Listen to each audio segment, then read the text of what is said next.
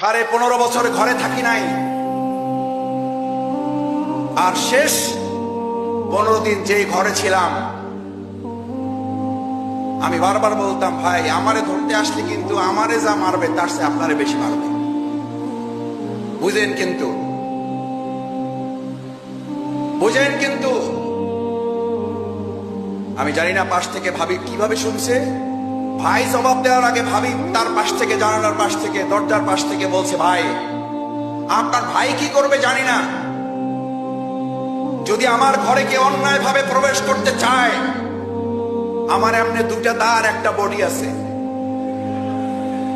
আমি বলে রেখেছি, যদি আমার ঘরে প্রবেশ করতে হয়, যদি আইনগত ভাবে আসেন ভালো, আর যদি অন্যায় ভাবে আসেন তাহলে আমার বডি এবং এই দায়ের নিচ দিয়ে আপনাদেরকে প্রবেশ করতে হবে।